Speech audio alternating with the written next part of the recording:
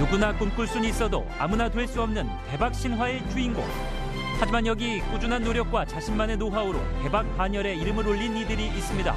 그들의 이야기를 성공 스토리 대박인에서 만나봅니다. 겨울철 대표 간식으로 손꼽히는 이것, 바로 김이 모락모락 속이 꽉 찬 만두인데요. 속이 꽉 찬 만두만큼이나 손님들로 늘 문전성시를 이룬다는 곳이 있습니다. 여기는 만두 피가 얇으면서 쫀득쫀득해요. 만두가 짱이고 왕만두가 짱입니다. 손님들의 입맛을 사로잡은 마성의 만두. 이 만두를 만드는 오늘의 주인공은 네, 안녕하세요. 만두는 내게 맡겨라. 만두 경력 26년 백남옥 사장님. 밀려드는 주문에 하루에 만두 만드는 양이 어마어마한데요. 도대체 하루에 얼마나 만드는 걸까요? 하루에 한 3,000개 정도는 만들죠. 바쁘실 때는요? 바쁠 때는 4,000개도 만들고. 그러면 하루 매출이 어떻게 돼요? 매출은 하루에 한 150 정도 보면 될 것 같아요. 하루 매출 150만 원. 한 달이면 대략 4천만 원. 하루에 빚는 만두 양만 무려 3,000개. 이렇게 바쁠 때는 스피드가 생명인데요. 그런데 이 바쁜 와중에 만두피는 왜 겹치나 했더니 그대로 만두피를 밉니다. 이것이 바로 사장님의 만두피 겹쳐 밀기 신공인데요. 가운데 부분은 남기고 가장자리를 돌려 미는 것이 사장님의 비법이라고 합니다. 만두피를 10장씩 미는 이유가 있나요? 예, 당연히 왜냐면 한 장씩 미르나 10장씩 미르나 시간과 그다음에 인력은 똑같거든요. 10장씩 밀 때는 힘 조절이 필수. 처음부터 끝까지 동일한 힘을 주는 게 관건이라는데요. 그렇다면 다른 직원도 사장님처럼 밀 수 있을까요? 준비해 주시고요. 준비 시작. 경력 5년인 직원과 동시에 만두피를 밀기 시작했습니다. 과연 그 결과는? 겉으로 봤을 때 직원이 민 것과 사장님의 만두피 별반 차이가 없어 보이는데요. 빛으로 비춰보면 그 차이가 확연히 드러납니다. 사장님의 만두피를 자세히 살펴보면 10장 모두 그 두께가 일정한데요. 1mm를 고집한다고 합니다. 얇은 만두피는 쉽게 찢어지지 않을까라는 생각은 그만. 이 집 1mm 만두피 비법은 반죽하는 데 있다고 하는데요. 반죽에 두꺼운 물을 부으시네요? 예, 저희는 이제 이렇게 익반죽이에요. 익반죽 만두를 쳐서 만두를 빚고 있거든요. 입반죽을 사용하시는 이유가 있나요? 네, 입반죽을 하게 되면 차가운 반죽보다는 더 부드럽고 쫄깃한 맛이 더 강해요. 반죽의 비법은 바로 익반죽인데 뜨거운 물을 밀가루와 섞어 반죽하면 평범한 반죽을 특별한 반죽으로 변신시켜준다고 합니다.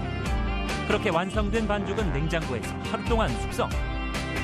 그런데 익반죽을 넣자마자 무언가를 꺼내오는 사장님. 또 다른 반죽 아닌가요? 이 반죽의 정체는 뭘까요? 사장님 지금 꺼내신 게 뭐예요? 이거 어제 반죽에는 익반죽이에요. 한 번 더 이렇게 치대시는 이유가 있나요? 예, 아무래도 냉장고에 들어있으면 공기가 차 있기 때문에 지금 저희가 공기층을 다 빼는 작업을 하고 있었어요. 반죽에 공기층이 없는 게 좋은 거예요? 예, 공기층이 없어야 피가 쫄깃쫄깃하고 잘 불지도 않고 좋아요. 완성된 익반죽을 칼로 잘라보면 공기층이 하나도 없이 깔끔합니다. 게다가 치즈처럼 쭉 늘어나는 탄력까지 정말 대단한데요. 시중에 파는 만두피와 비교해봤을 때도 그 차이가 제대로 느껴집니다. 반죽만큼이나 사장님이 중요하게 생각하는 것이 있었는데요. 사장님, 만두속이 부족합니다. 네, 알겠습니다. 사장님 만두소를 주방에서 안 만드시고 어디로 가세요? 예, 저희 만두소를 따로 만드는 공간이 있어요. 저 공장에 있거든요. 한번 따라오세요. 만두소를 만들기 위해 찾아간 이곳은 가게 근처에 위치한 공장. 자, 지금부터 본격적으로 만두소를 만들어 볼 텐데요. 쪽파, 대파, 양파 등 각종 채소를 얇게 썰어 준비합니다. 그런데 재료를 준비하다 말고 갑자기 어디론가 향하는 사장님. 도착한 곳에는 마늘이 있었는데요. 마늘도 만두소의 중요한 재료 중 하나. 그런데 마늘을 기름에 튀깁니다. 마늘을 왜 튀기는 거죠? 마늘 만두소에 들어가거든요. 생마늘이 아니라 튀김 마늘을 넣는 거예요? 예, 트림 마늘을 넣어야 잡냄새도 없어지고 마늘에 또 야리 맛이 없어져요. 그래서 저는 특별히 튀겨서 넣고 있어요. 각종 채소와 튀긴 마늘까지 한데 넣어 잘 섞어주면 끝.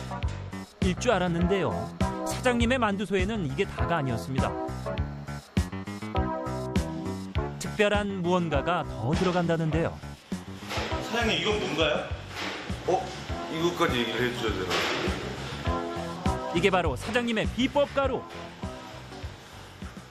오늘만 좀 특별히 알려드릴게요. 저 이건 뭔가요?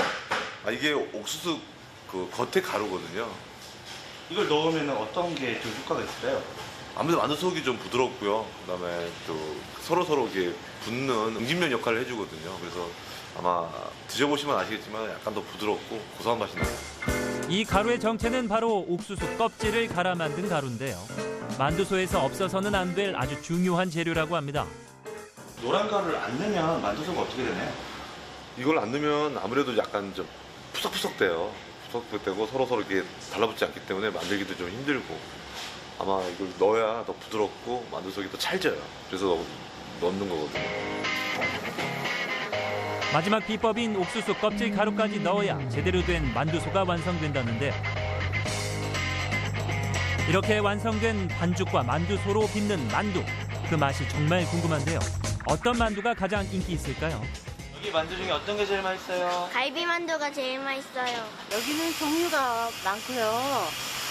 그래서 제가 자주 오는데 특히 흑미찐빵이 맛있어서 제가 자주 드린 것 같아요. 이 집 만두 종류는 총 6가지. 통만두 4종류, 찐만두 2종류인데요. 손님들의 입맛을 사로잡은 베스트 메뉴는 바로 이것. 겨울철 주력 메뉴라고 합니다. 지금 뭐 드시는 거예요? 새우통만두요.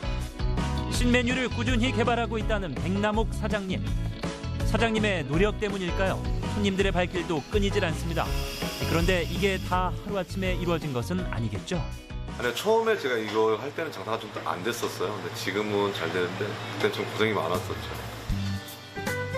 군대를 제대한 뒤부터 만두를 빚기 시작해 어느덧 26년째 만두의 길을 걷고 있다는 백남옥 사장님. 그가 여기까지 올 수 있었던 것은 다 이유가 있었습니다. 사장님 그 옆에 계신 분 누구죠? 네, 내 사랑하는 아내, 우리 보물 아들입니다. 든든한 지원군인 가족이 있었기 때문에 만두에만 전념할 수 있었다는데요. 앞으로의 계획은 뭘까요?